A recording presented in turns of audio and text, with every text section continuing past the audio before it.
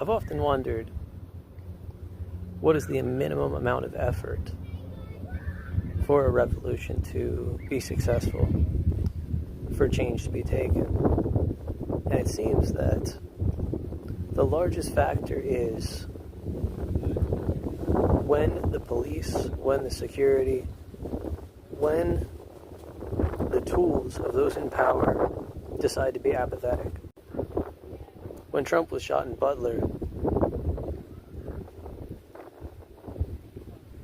none of the Secret Service agents got in trouble. None of them got fired. None of them got put on leave.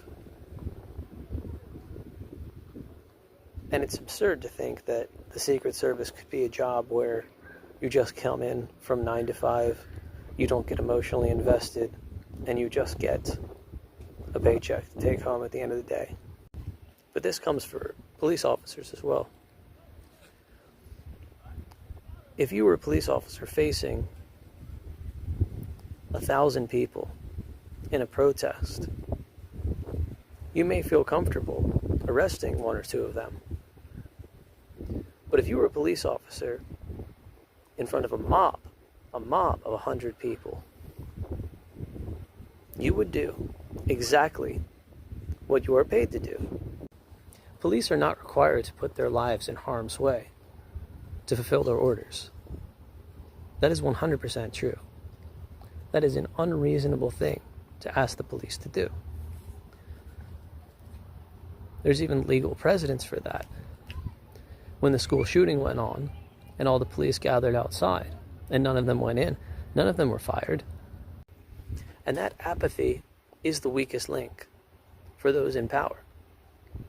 You can pay a person to stand in front of you and take a bullet.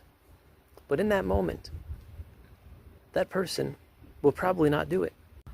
Let's see the risk and reward in that situation.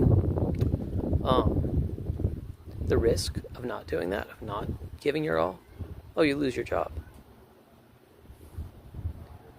The risk of doing it correctly, you get shot and killed. The difference between the elites being in power is the security that they hire being willing to either step in front of a bullet or out of the way of a bullet. Honor is gone. Years ago, a Secret Service agent might jump in front of a bullet to save the president's life. That is not the case anymore. You can pay someone to show up, but you cannot pay them to care. Apathy is what will destroy the elite.